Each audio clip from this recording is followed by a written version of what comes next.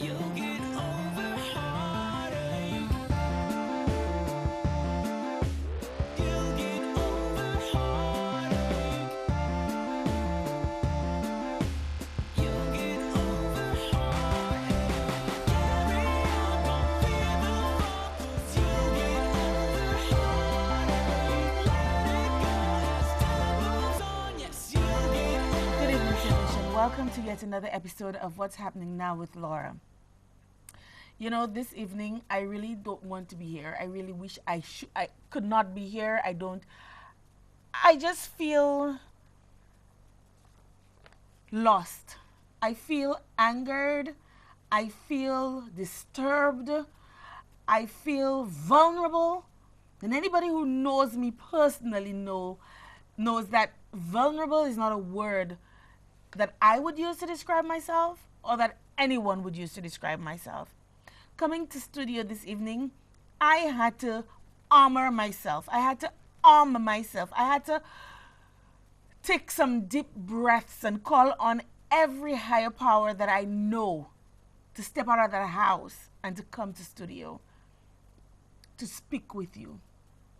Those of you who are unsure of what I'm speaking about or why I would feel this way, you've not been living in St. Lucia.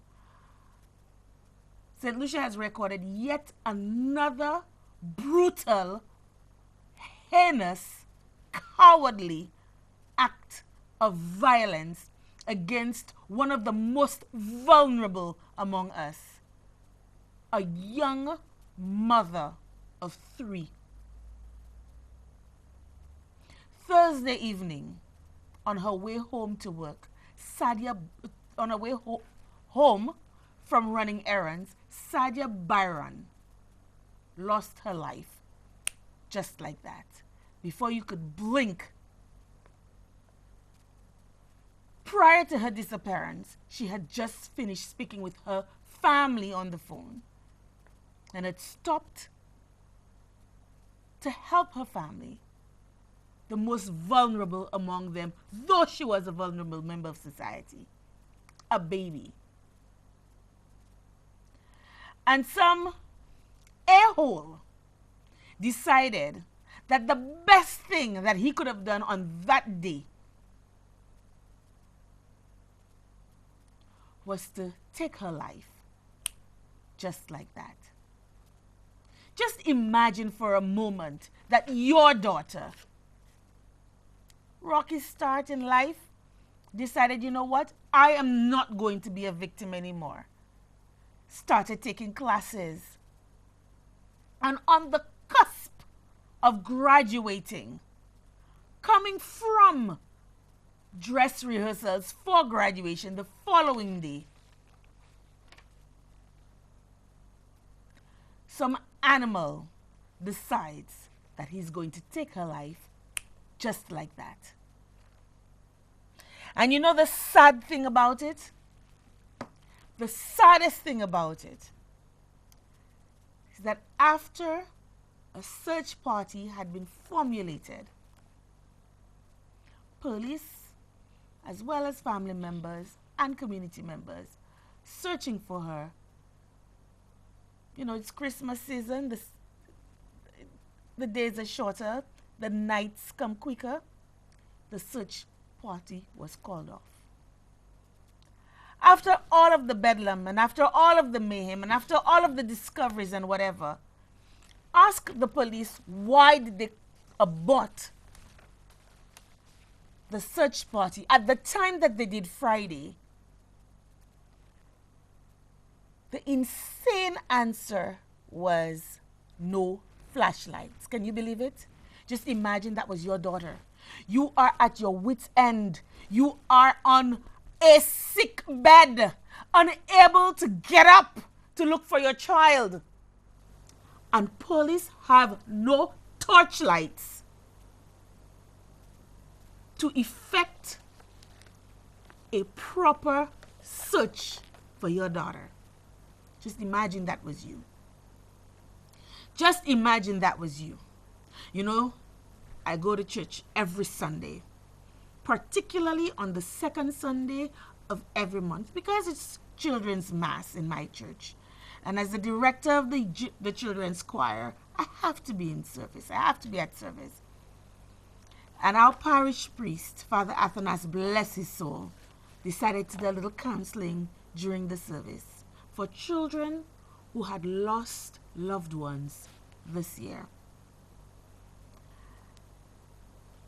3/4 of the children who came up were relatives, one way or another, of Sadia Byron. There was not one dry eye in church on Sunday.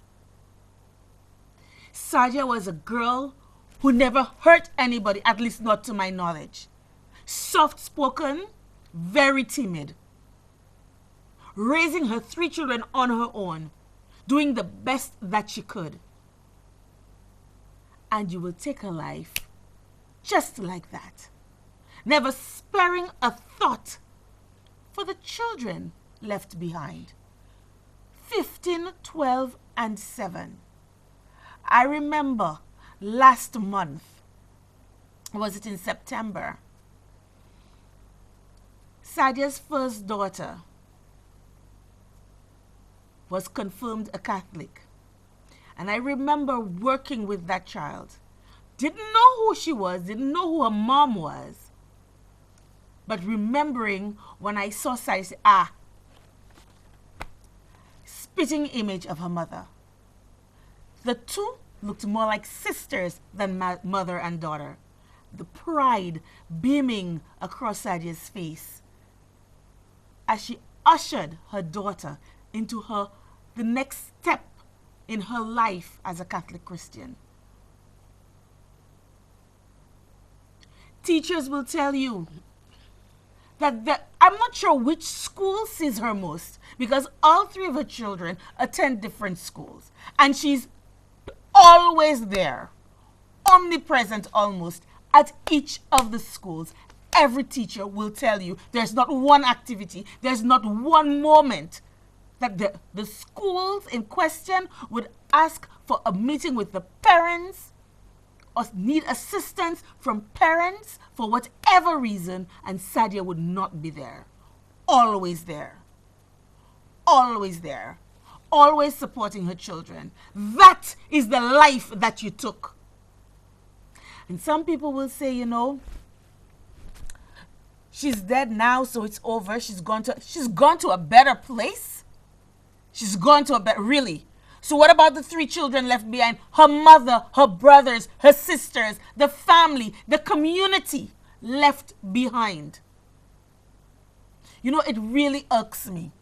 It really hurts me, because Sadia was not a rich girl. She was not born of a rich family. And I remember my own cousin who was murdered like a dog on his way home. His family offered to pay every expense incurred in processing DNA found. Do you think that our police officers cared that the hierarchy took them up on the offer? No. They did not even have the decency to acknowledge a letter written to them offering monetary assistance. And so, you think there will be justice for Sadia? I do not hold my breath. Despite the fact that Sadia had as brothers and a sister, at least 2 brothers and a sister, as law enforcement officers, you think I will hold my breath that justice will be done? That Sadia would be able to rest in peace? Absolutely not. 53 murders and counting. Nary a word from any government minister, including my dear friend, the Justice Minister. And I know he'll say, oh, well, I've been talking about. Talking right now is not cutting it, my dear. We need action. We need to see a stem in the flow and the tide of this murder wave that we're having in St. Lucia. When you cannot walk to your homes, like the grown-ups would say, a fin fenway, without looking around furtively as to who could be lurking in the darkness, something is wrong. And if you don't care, just wait until it happens to your daughter. Because it will. It may not happen now. It may not be tomorrow. But it will. And it may not be directly, but indirectly. We're all touched. We're all touched. It is a sad state of affairs when at 32 years old, your life is cut short. You will never see your children get married, graduate from school, hit any milestone. They will never be able to share any of these milestones with their moms, with their mom. You know, on Sunday, working in my family store, this young man came into the store, and I was teasing him because of his headpiece. You know, he had this turban-like headpiece, and I was asking him if he came from the Middle East, and he said, yeah, man, he comes straight from the Middle East. And in having that conversation, another brethren of his entered the store, and they were talking. And what stunned me, that even the men that we sometimes think don't care, they care. And even those that we think their head burn, they don't care, they care. And this man made a comment that turned my blood cold. And he said, si te se se mwen, moun sa te fe sa. I pete la jol. Mwen te ka jiwe an polis ou be jiwe magistrat. Just pou mwen atwe la jol pou mwen dile pi. That, my dear people, is the sentiment on the ground. And if somebody does not wake up, smell the coffee, and enact something, anything, any action to stem this tide, there will be mayhem in the streets. There will be bedlam. It's gonna be crazy. There will be lots of bloodshed. Vigilante justice will be the norm of the day. We don't want that. We don't need that. We already have impacts. And again, it begs the question, those persons responsible for impacts, are you happy?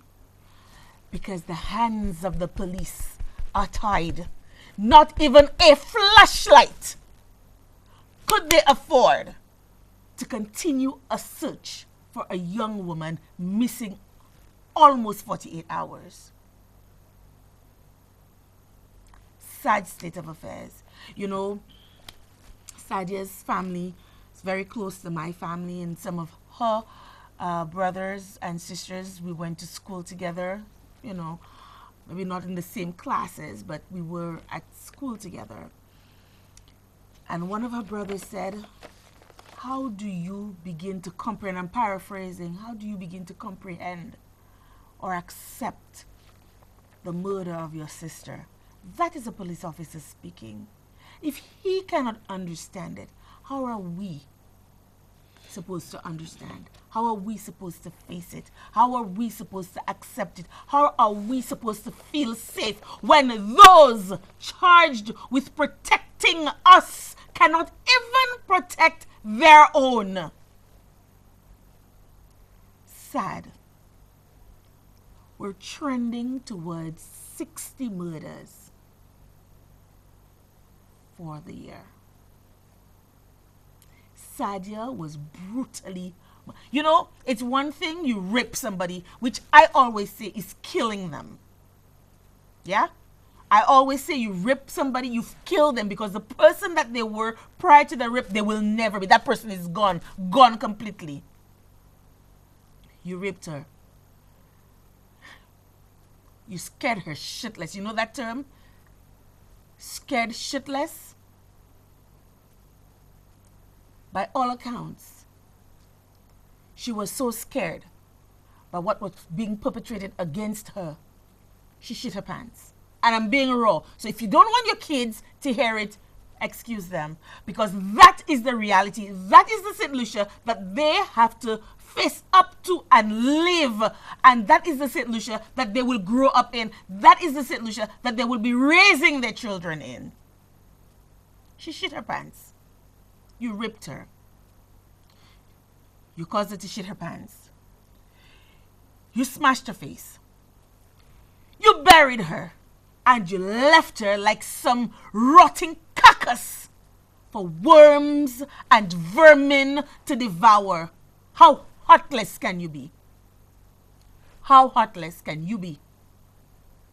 You know what the saddest thing is? Sadia had 3 children. Her mother is ill. What is to become of those children?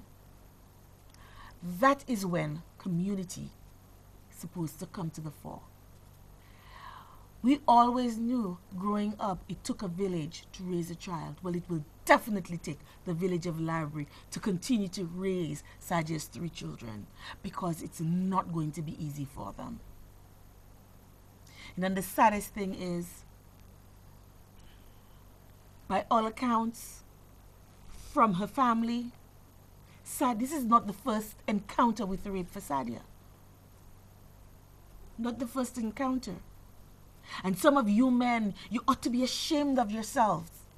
You ought to be ashamed of yourselves to tell me that every time you're supposed to give the tikakada to help raise your own child, you would demand sex, and if she didn't give it to you willingly, you would take it. How sad is that? But you know what is sadder still? Even after she reported, nothing was done. Nothing was done. Now she's dead. I wonder if anything will be done. That is so sad. That is so sad. Anybody is at stake. Let me just read to you some statistics here. Did you know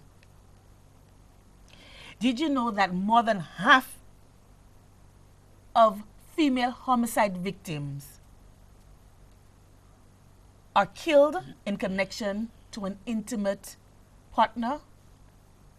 That is worldwide. Worldwide. Every time a woman is killed, there is a 50% chance that she was murdered by an intimate partner. 50%.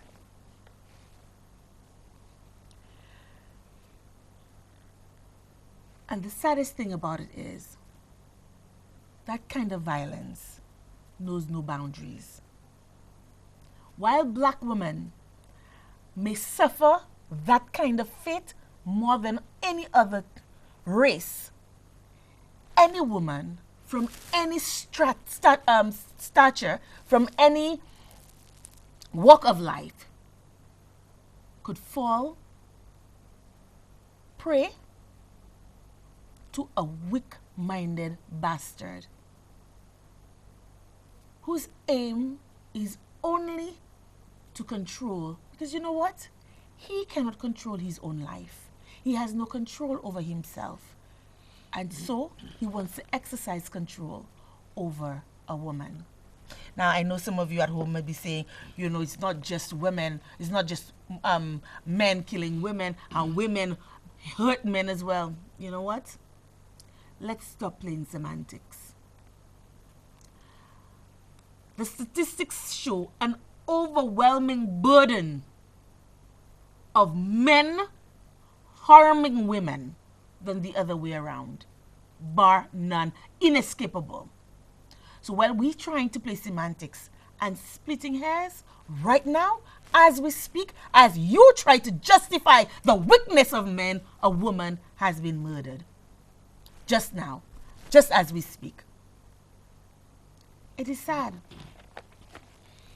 One would remember and recall Valinda Joseph.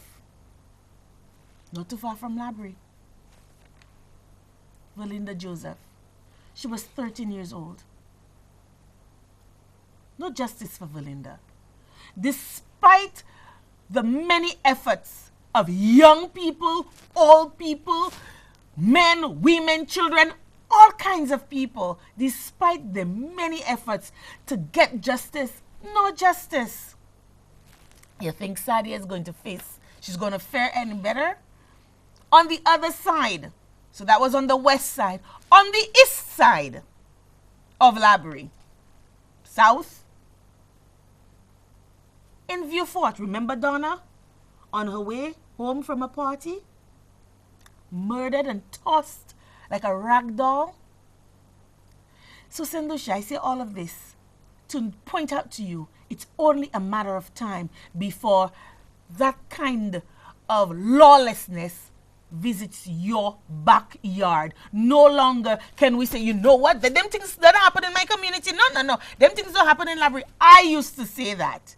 These kinds of things don't happen in Labrie. I remember living in North America and saying, you know what, I'm so happy and so grateful that I live in St. Lucia because those kinds of things don't happen in St. Lucia. When they do, very, very rarely, and the entire country is outraged.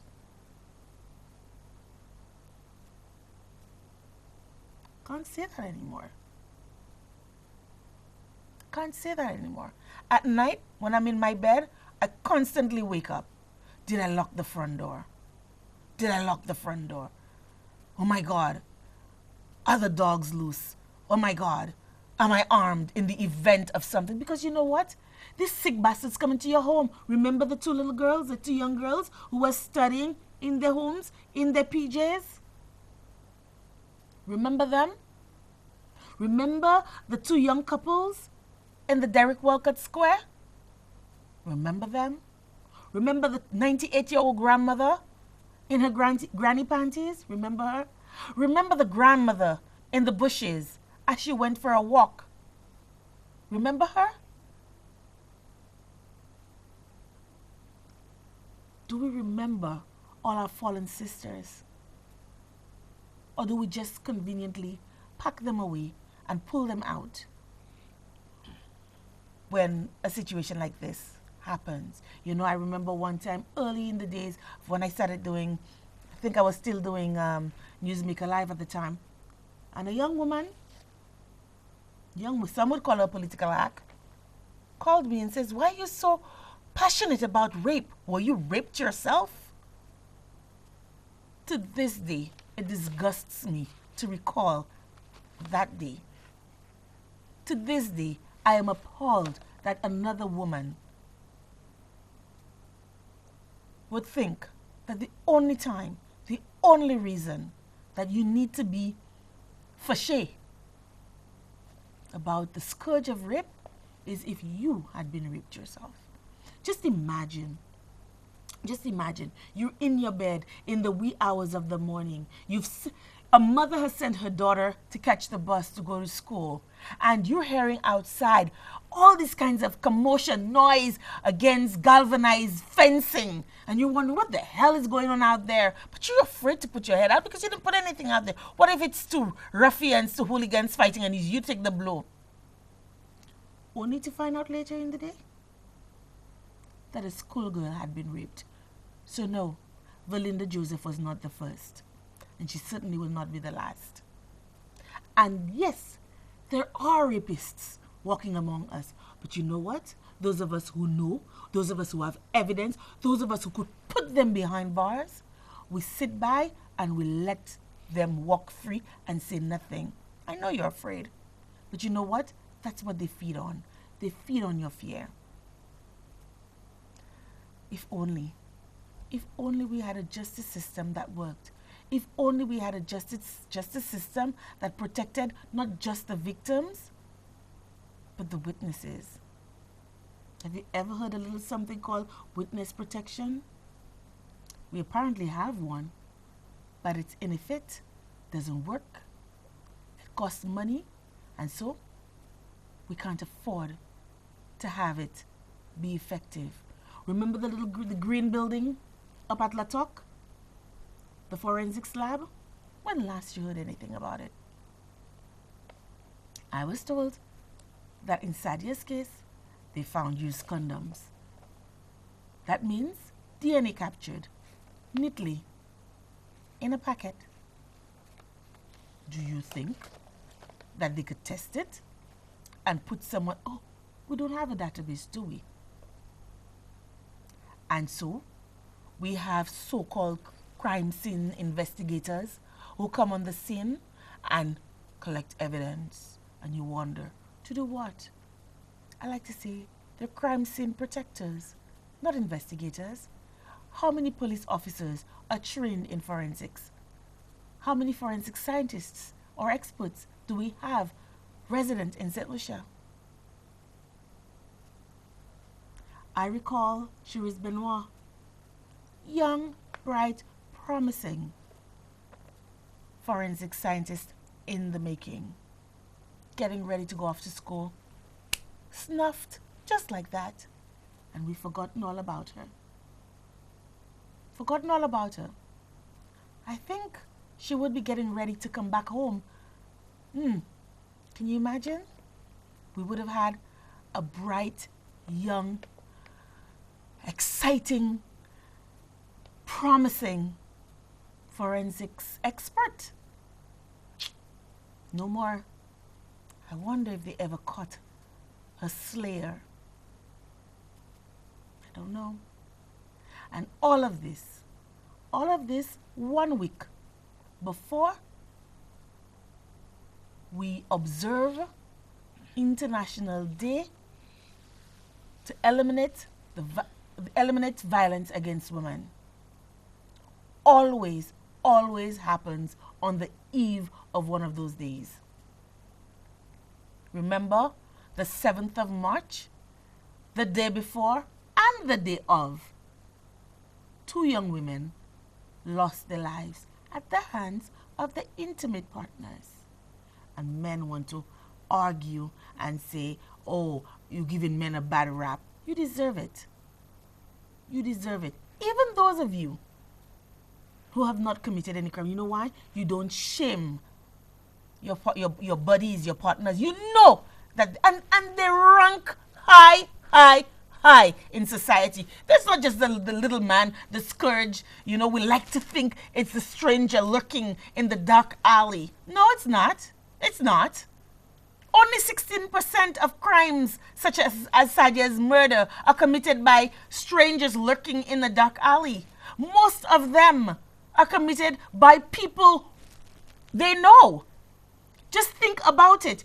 To smash a woman's face means you have great anger against her. It is somebody you, dead men tell no tales. In this case, dead women tell no tales. She knows who you are.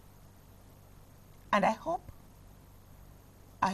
sincerely that one of the 2 men that police have in custody is responsible, because it would give us some reprieve knowing that that bastard is behind bars.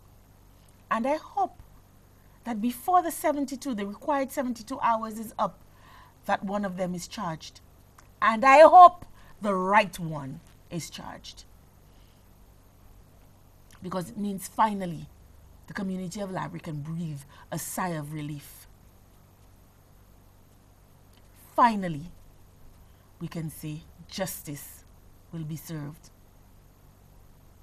Even though it may be a bit premature, because then you've got to go to court. A case has to be built. Evidence has to be preserved. The chain of command has to be established. And who knows, maybe, just maybe, the evildoer will finally be meted justice. Because I can tell you, I don't know how much more the masses could take. We have heard not a word from any of the female ministers of government. We have heard not a word from any of the aspiring politicians. those who were in office, those who are not in office, those who want to get back in office, those who are in office, those who fought to be in office, those who campaigned on the backs of the vulnerable woman. Not a word. Not a word. Not a word. And the saddest thing is, some of these very women claim that it is their life's vocation to speak out and for women and the family. Sad. We're due for a break. When we come back, my guest. Stay tuned.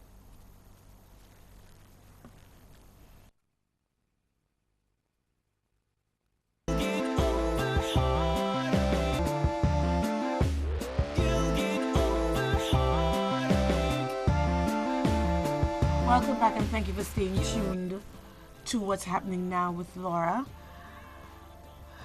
I really needed to exhale.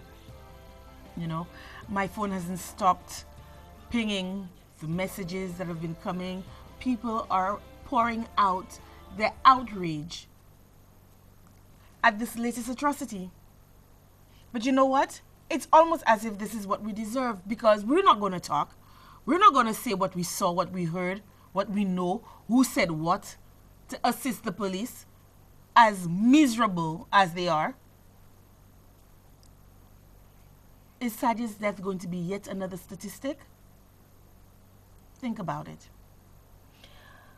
Orange Your World. November 25th is designated the International Day for the Elimination of Violence Against Women. My guest this evening is one all of you know. You either love her or you hate her, but one thing, she gets you thinking. One thing, she gets you feeling. One thing, she gets you talking. It's none other than Catherine Cillis. Catherine, welcome. It's been a while. You haven't been you haven't been here. But you know, you keep talking and you keep fighting and you keep advocating for the rights of women as it relates to gender-based violence. Good evening, everybody, and thank you for having me on your show. We continue to advocate because we do not believe that it's only when a woman dies that you come out and you speak.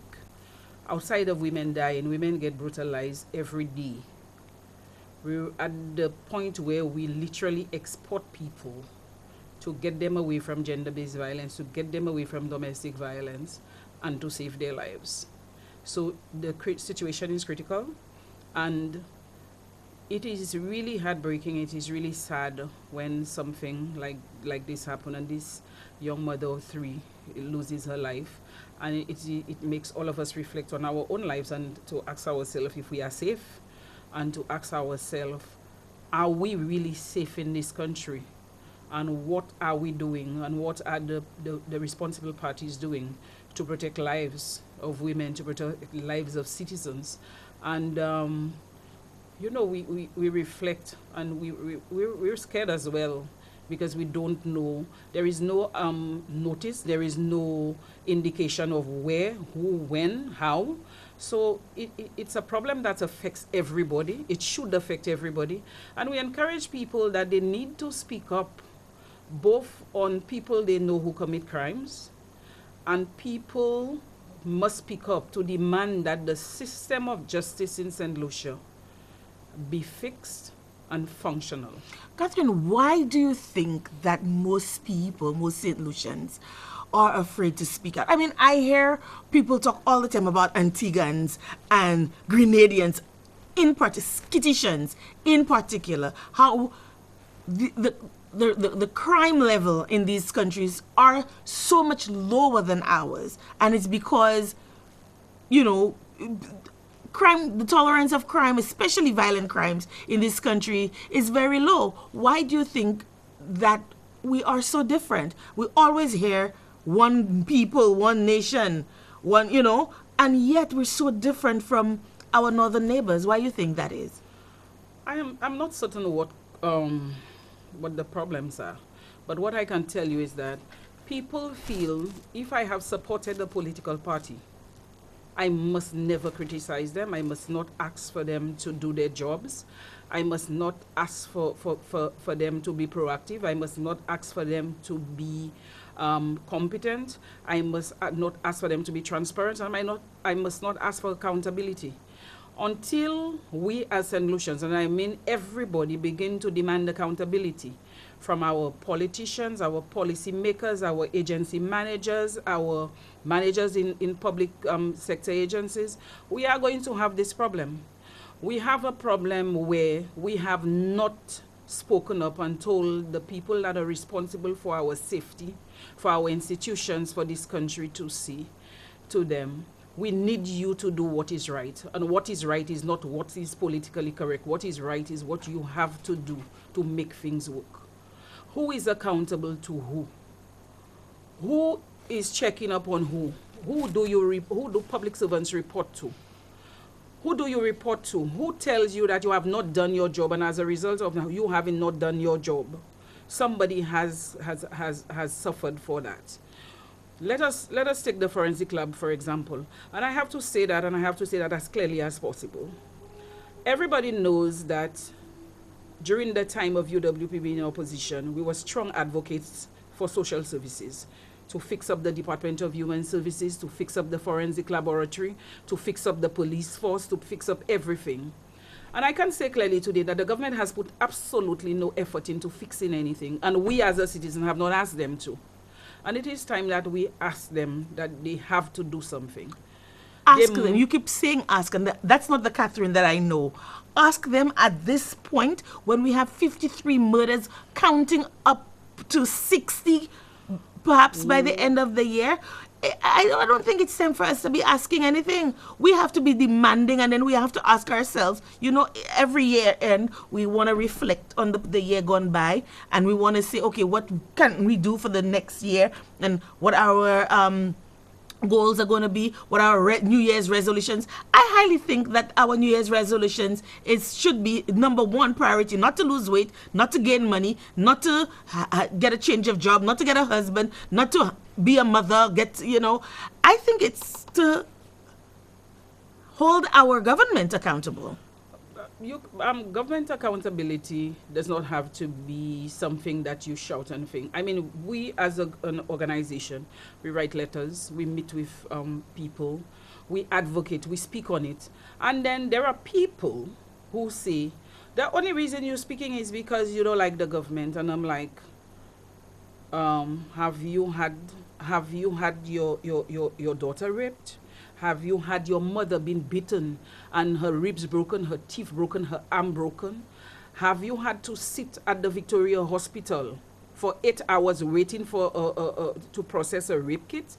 And people don't understand the gruesome nature of gender-based violence simply because they don't pay attention. It's not me, it's not my business. That's right. And people don't understand. People don't understand. There are people in St. Lucia. If a man have to give them a plate of food, he must have sex with them. And if he doesn't have sex with them, he's going to beat them to a pulp. They run away without clothes. They run away, they don't have food. Sometimes if they feel they really cannot tolerate the situation, they leave their home with the children, without food, sometimes without clothes, and they have absolutely nowhere to go. There is absolutely no system in place to say if a woman is out of her home because she's in a relationship that is very violent, there is a place you can put her. There isn't any place to put her. Most of the time we have to be begging people to rent a little one-bedroom apartment that is not even worth its salt, and they want to have $700-800 for it. And it's like we travel from here to then we're looking for a little apartment to put a woman. Then there are times when we literally have to get them out of St. Lucia to save their lives. I mean, we do stuff and we do not speak about it because it is not safe to speak about it, because the people you help, they need this confidentiality so that they can be rehabilitated, because we are very judgmental in this country. A woman is being abused by her man and it's her fault. A woman is raped by a man, it's her fault. A child is abused, it's his fault. What did she do? How was she dressed? Where was she going? What you doing out in the night? They just rape people. And these are the kinds of of attitude. These are the kind of culture, these are the kind of norms that we perpetuate that has brought us where we are today. And we continue to call on the government to say, you need to rehabilitate the Royal St. Lucia Police Force. 4 vehicles in 1 financial year is a crime in itself. The most they can do is drive to a crime scene. What can you do? You have not trained your detectives. You have not trained your crime Do scene we have people. detectives? What are you talking about? But nobody is born a detective. You have to be trained to be a detective. that Have is you a- trained? we No. don't have. So we have not trained. You trained your crime scene people? Do you have the right equipment? Why has the forensic laboratory not been rehabilitated and reopened? There are people who are trained, and we keep saying we don't have people who are trained. There are people who are trained. And Absolutely. what we do is recycle people who has not worked before. And the people go, they spend a lot of money, they come back, they have students doing. The governments need them more than they need the government. And the government refuses to hire them because of who they are. That's it. Sometimes they don't even know you. It's just that somebody decides, why you don't going to come into the system, and they will block you. And this happens. And then you have absolutely no one to say, this has to stop. We need to move ahead with this. We have permanent secretaries paying very high salaries here. Their job is to manage the agencies. There's no accountability. At what point does a permanent secretary report to the public, report to somebody and say, this is what I have done, this is what I have pending, this is what I have achieved? When do you have a minister of government who is managing the resources of this country in a particular sector come to the thing? They go to the parliament building and they bicker, and you don't get to get an assessment or a sense of what they've achieved, what they're doing, what they're not doing. I mean, it is quite traumatic to be watching parliament sittings, because it's just, you ask yourself. I like that word, It's- traumatic. It is traumatic. It's traumatizing, and you ask yourself, am I seeing right?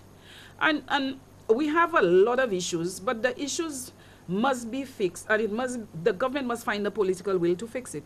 We keep saying we don't have money, but we see money being spent doing a lot of things. You know, one of my wishes, if I had a wish list, is I think half of the government, the government ministers are right now in Taiwan. I really wish they would be lobbying them to assist us, because we're not going to be get help from the Americans anytime soon. So and the Taiwanese have proven themselves to be a very friendly government.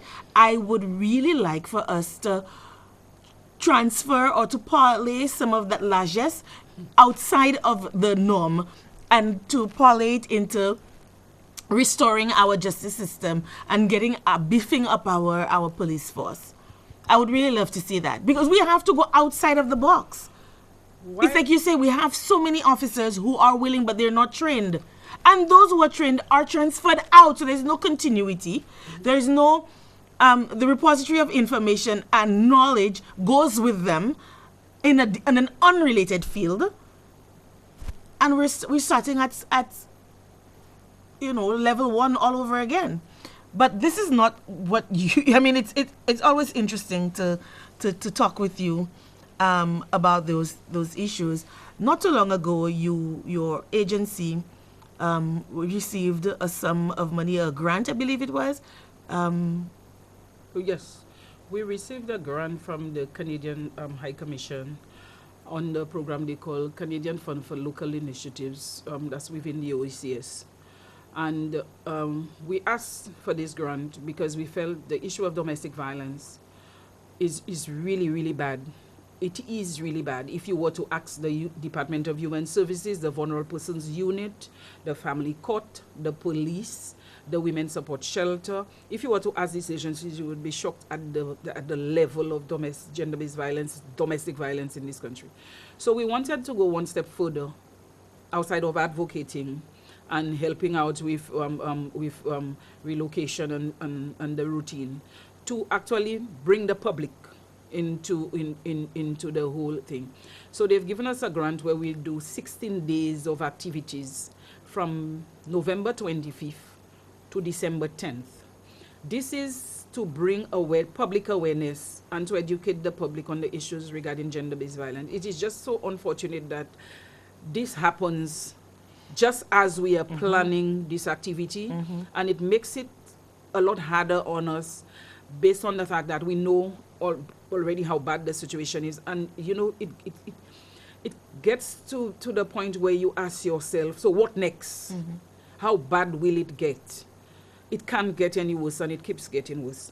So the Canadian government has approved that grant for us. The Canadian High Commissioner out of Barbados was here on the 25th of November to launch the project with us. On the 25th of October. We did a press launch for the project.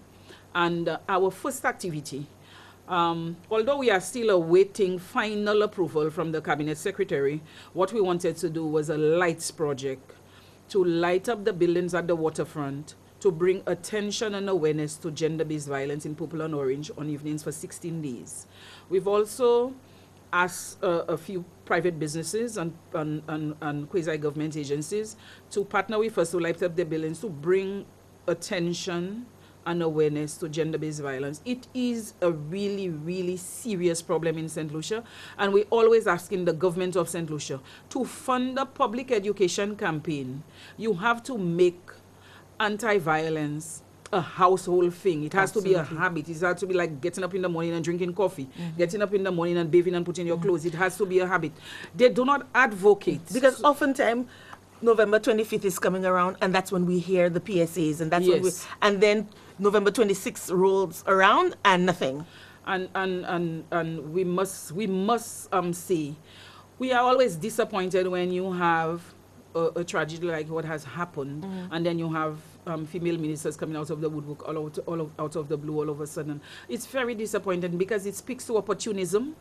Because you know the situation. You went on your constituency day. These are the things people come to you about. They want to move out because the man was beating them. The man trying to have sex with my child, and I want to move out. They know about this problem. It's not like they don't know. They know. So so for the next, from the 25th of November to the 10th of December, we have a number of activities. We have the Lights Project. We have a public match. We have a lot of activities happening around that time. So we moved the match from the 25th of November to the 7th of December, where we can have an anti-domestic violence match with partner with the, particular schools. And for women and men and the citizens of this country to come out and say no to violence against women, no to violence against children, no to violence in the society, because we've seen enough violence. You know, Pigeon Point is a place you link with peacefulness, because you go to the beach and cool out and things, and there's a shooting there. So that means people don't even want to go to the beach. They don't know what's happening there, and it's broad daylight. It's not something that happened in dead Right of night. in the mecca Right of in our the tourism mecca of our product. tourism. And you know what has bothered me the most is that the Prime Minister has not seen it fit to make a statement on those issues. The acting Prime Minister has not made a statement. Who is the acting Prime Minister, by the way, these I am days? not sure. Mr. Joseph is the acting Prime Minister. We've been thing. The minister responsible for gender relations has not made any statements with regard to women. What about the director of the director of the gender relations department? There is no director of gender relations. The director of gender relations, the former director of gender relations, retired some time ago. And they have not put an officer in charge of this department, neither have they appointed a director. So we basically don't have gender relations. This is the sum total of what our What's government, our government? feels towards. We have a minister who has never spoken on gender.